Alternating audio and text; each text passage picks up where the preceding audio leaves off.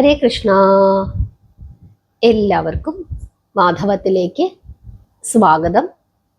ഇന്ന് നമ്മൾ ഭാഗവതത്തിലെ മറ്റൊരു കഥയാണ് പറയുന്നത്. വളരെ വളരെ ശ്രേഷ്ഠമായ ഒരു കഥയാണ് ഇന്ന് നമ്മൾ പറയുന്നത്. ഇന്നത്തെ കഥ വൃകാസുരവധം. വളരെ മനോഹരമായ ഒരു കഥയാണ്. എല്ലാവരും ക്ഷമയോടുകൂടി ഭക്തിയോടുകൂടി ഇരുന്ന് കുറച്ച് സമയം ഭഗവാന്റെ കഥകൾ കേൾക്കണം. ഹരേ കൃഷ്ണ. പണ്ട് വൃകൻ എന്ന ഒരു അസുരൻ ഉണ്ടായിരുന്നു. ദേവലോകം എങ്ങനെ അടക്കി ഭരിക്കണം, എന്താണ് അതിനൊരു മാർഗം എന്ന് ആലോചിച്ചിട്ട് ഒടുവില് ഈ വൃകൻ എന്ന അസുരൻ ആരെ ചെന്ന് കാണുന്നു? നാരദ മുനിയെ ചെന്ന് കാണുന്നു. എന്നിട്ട് നാരദരോട് ചോദിക്കുകയാണ്, മഹർഷി, എനിക്കൊരാഗ്രഹം, ദേവലോകം ഭരിക്കണം, അതിന് എന്താണ് ഒരു മാർഗം എന്ന് ചോദിക്കുന്നു. ഉടനെ നാരദൻ പറയുകയാണ്, അതിനെന്താണ്, വല്ല പ്രയാസവുമുണ്ടോ?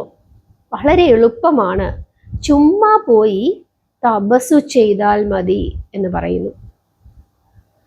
ഉടനെ ഈ വൃകൻ ചോദിക്കുകയാണ്, 3 മൂർത്തികളുണ്ടല്ലോ, തപസ്സു ചെയ്താൽ എളുപ്പം പ്രസാദിക്കുന്ന മൂർത്തി അവരിൽ ആരാണ് എന്ന് ചോദിക്കുന്നു.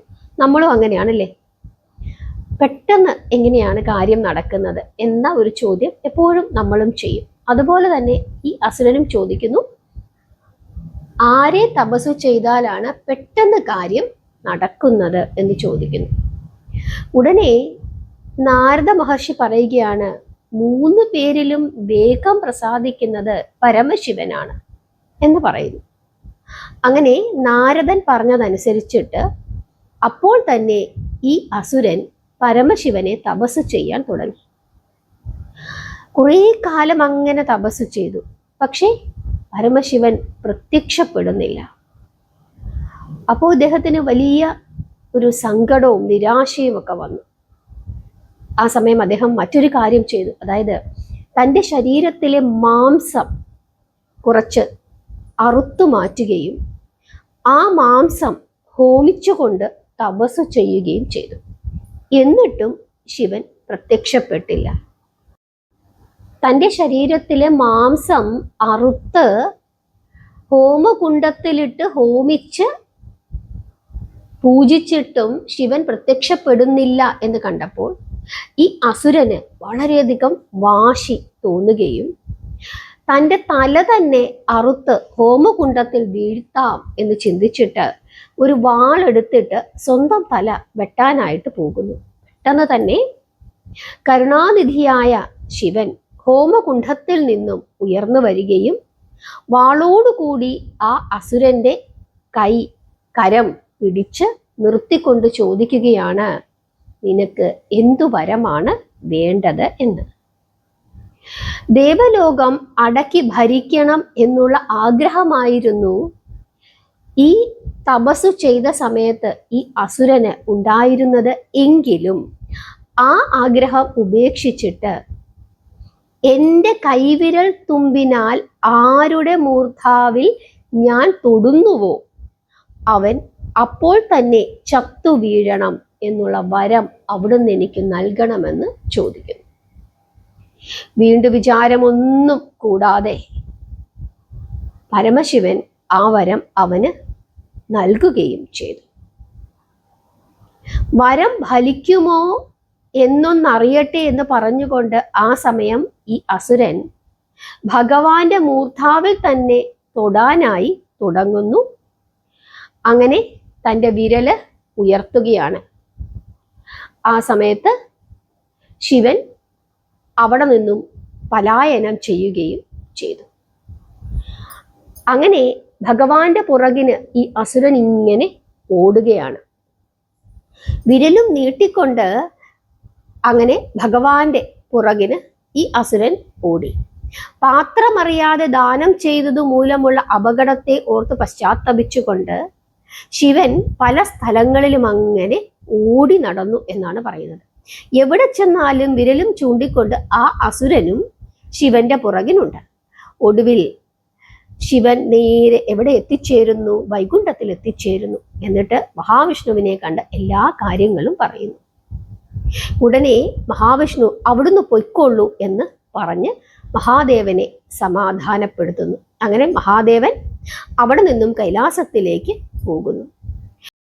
എന്നിട്ട് മഹാവിഷ്ണു ഒരു കൊച്ചു പയ്യന്റെ വേഷം സ്വീകരിക്കുകയും ഈ അസുരൻ ഓടി വരുന്ന വഴിയിൽ ചെന്ന് നിൽക്കുകയും ചെയ്തു. ഓടി വരുന്ന ഈ അസുരനെ കണ്ടിട്ട് ഈ ബാലൻ ചോദിക്കുകയാണ്, അല്ലയോ അസുര രാജാവേ, അങ്ങ് എന്തിനാണ് ഇങ്ങനെ ഓടുന്നത്? വല്ല അത്യാവശ്യ കാര്യവുമുണ്ടോ? അങ്ങയുടെ മുമ്പ് ഭ്രാന്ത് പിടിച്ചതുപോലെ പരമശിവനും ഓടുന്നത് കണ്ടല്ലോ. അങ്ങ് എന്തിനാണ് മഹാദേവനെ ഇങ്ങനെ ഓടിക്കുന്നത്? ഇതെന്തൊരു കഷ്ടമാണ് എന്ന് ആ ബാലൻ മൃഗൻ എന്ന അസുരനോട് ചോദിക്കുന്നു. അപ്പോൾ മൃഗനുള്ള കാര്യമെല്ലാം തുറന്ന് പറയുകയും ചെയ്തു. ഉടനെ ഈ ബാലൻ ചിരിച്ചുകൊണ്ട് ഈ മൃഗാസുരനോട് പറയുകയാണ്, അയ്യോ, അപ്പോൾ അങ്ങ് കാര്യമൊന്നും അറിഞ്ഞില്ലേ? ദക്ഷയാഗം നശിപ്പിച്ചതുകൊണ്ട് ദക്ഷൻ ശിവനെ ശപിച്ചിട്ടുണ്ട്. പ്രേതം പോലെ ഭ്രാന്തനായി തീരട്ടെ എന്നാണ് ശപിച്ചത്. അതുകൊണ്ട് എപ്പോഴും ശുദ്ധമില്ലാതെ ചുടലക്കളത്തിലൊക്കെയാണ് ശിവൻ താമസിക്കുന്നത്. ഉടുക്കുന്നതോ വെറും തോലാണ്. കണ്ണിൽ കണ്ട പാമ്പിനെയൊക്കെ എടുത്ത് തലയിലും കഴുത്തിലുമൊക്കെ ചുറ്റിയിരിക്കുന്നത് അങ്ങ് കാണുന്നില്ലേ? തലയ്ക്ക് വല്ല വെളിവുമുണ്ടെങ്കിൽ അങ്ങനെയൊക്കെ ചെയ്യുമോ? ഭ്രാന്ത് പിടിച്ചുപോയി പാവത്തിന്, അതുകൊണ്ടാണ് ഇങ്ങനെയൊക്കെ ചെയ്യുന്നത്. ആരെങ്കിലും ചോദിച്ചാൽ പഴയ നില വെച്ച് പല വരങ്ങളും കൊടുക്കുന്നുണ്ട്, പക്ഷേ യാതൊരു ഫലവുമില്ല. പണ്ട് ശിവന്റെ കൂടെ എപ്പോഴും ശ്രീ പാർവതിയും ഉണ്ടായിരുന്നു. ഇപ്പോഴില്ല, ദേവിയും ശിവനെ ഉപേക്ഷിച്ചു കഴിഞ്ഞു. നല്ല കാലത്തെ ഭാര്യയും മക്കളുമൊക്കെ സഹായത്തിനുള്ളൂ. ദുഷ്ടകാലം വന്നാൽ അവരും തള്ളി പുറത്താക്കും. അതുകൊണ്ട് തന്നെ ശിവൻ ഇപ്പോൾ കൊടുത്ത യാതൊരു വരവും ഫലിക്കുകയുമില്ല. ദൈവശക്തി കുറഞ്ഞു പോയി. അങ്ങേക്ക് തന്ന വരം തന്നെ ഫലിക്കുമോ? അങ്ങത് പരീക്ഷിച്ചു നോക്കിയോ? പരീക്ഷിക്കാനായി എന്തിനാണ് ശിവന്റെ പുറകെ ഓടുന്നത്? എന്തൊരു പോഴത്തരമാണ് കാണിക്കുന്നത്? തന്നെത്താൻ തന്നെ ഒന്ന് പരീക്ഷിച്ചു നോക്കാമായിരുന്നില്ലേ? നോക്കിയാലും യാതൊരു ഗുണവുമില്ല. എങ്കിലും സമാധാനത്തിന് ആ വിരലൊന്ന് സ്വന്തം ശിരസിലൊന്ന് തൊട്ടു നോക്കൂ. എന്നിട്ട് പോരെ ശിവന്റെ പുറകെ ഓടുന്നത്? ഇങ്ങനെ ഒരു തഞ്ചത്തിൽ ഈ ബാലൻ ഈ അസുരനോട് പറയുന്നു. എല്ലാവരെയും മായ കൊണ്ട് മയക്കുന്നവനാണ് മഹാവിഷ്ണു. ആ നിലയ്ക്ക് മായാദേവിയുടെ സ്വാധീനം മഹാവിഷ്ണുവിൻ്റെ ബാലനായ മഹാവിഷ്ണുവിൻ്റെ ഈ വാക്കുകളിലും ഉണ്ടായി. അങ്ങനെ ഈ മൃഗാസുരൻ ചിന്തിക്കുകയാണ്, ഈ ബാലൻ പറഞ്ഞതെല്ലാം വളരെ ശരിയാണ്. അതുകൊണ്ട് വെറുതെ ഓടി എന്തായാലും ഒന്ന് പരീക്ഷിക്കാം എന്ന് ചിന്തിച്ചിട്ട് ബാലന്റെ വാക്കുകളിൽ മയങ്ങി വീണ്ടും വിചാരം ഇല്ലാതെ അവൻ തൻ്റെ വിരൽ സ്വന്തം നെറുകയിലൊന്ന് തൊടുന്നു. അത്ഭുതം! അപ്പോൾ തന്നെ ആ അസുരൻ ചത്തുമറിഞ്ഞ് നിലത്ത് വീഴുകയും ചെയ്തു. ഇതെല്ലാം കണ്ടുകൊണ്ട് ആകാശത്ത് നിരന്നു നിൽക്കുകയാണ് ദേവഗണങ്ങൾ. ദേവന്മാർ മഹാവിഷ്ണുവിനെ സ്തുതിക്കുകയും പൂക്കൾ വർഷിക്കുകയും ചെയ്യുന്നു. ഹരേ കൃഷ്ണ.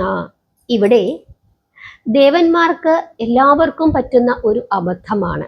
തൻ്റെ ഭക്തരോടുള്ള സ്നേഹവാത്സല്യങ്ങൾ കൊണ്ട് വീണ്ടും വിചാരമില്ലാതെ അവർ ധാരാളം വരങ്ങൾ കൊടുക്കും. പക്ഷെ ആ വരങ്ങളൊക്കെ മേടിച്ചിട്ട് അത് ദുഷ്കർമ്മങ്ങൾക്ക് വേണ്ടി അവർ ഉപയോഗിക്കുകയും ചെയ്യും.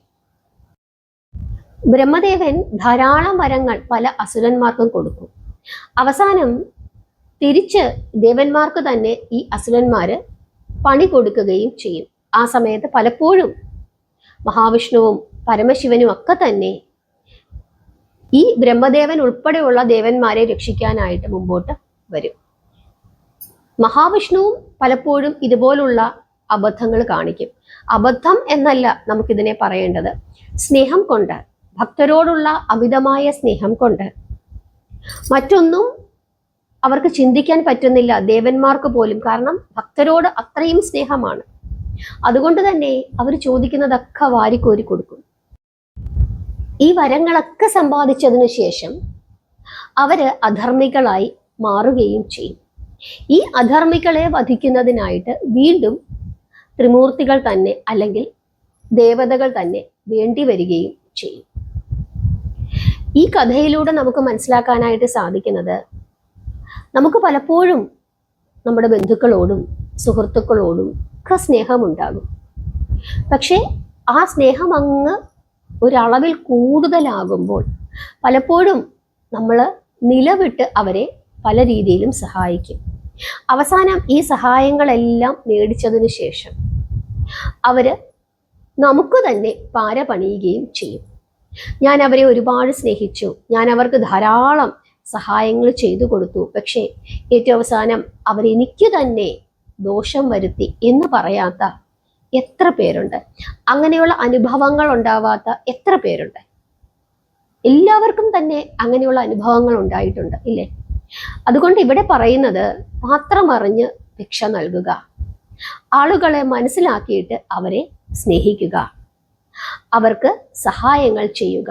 എപ്പോഴും 2 or 3 തവണ ഒരു കാര്യം ആലോചിച്ച് ചെയ്യുക, വീണ്ടും വിചാരം ഉണ്ടാവുക, അല്ലെങ്കിൽ അത് നമുക്ക് തന്നെ ദോഷമായി മാറും എന്ന് ചിന്തിക്കുക.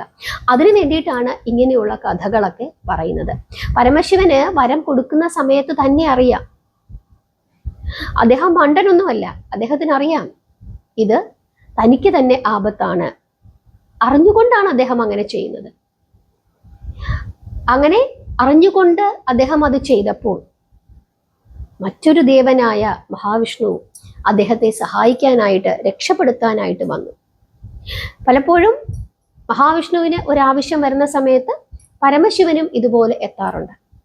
ഇതൊക്കെ നമ്മൾ മനസ്സിലാക്കണം. അതായത് പരസ്പരം സ്നേഹിച്ചും ബഹുമാനിച്ചും ആപത്തുകളിൽ നിന്ന് സംരക്ഷിച്ചും ചിന്തിച്ചും ആരാണ് നല്ലത്, ആരാണ് ചീത്ത, ആർക്ക് എന്തു കൊടുക്കണം, എന്തു കൊടുക്കരുത് എന്നൊക്കെ വീണ്ടും വിചാരത്തോടു കൂടി ചിന്തിച്ചു ചെയ്യണം എന്നുള്ള വലിയ സന്ദേശമാണ് ഈ കഥയിലൂടെ നമുക്ക് നൽകുന്നത്.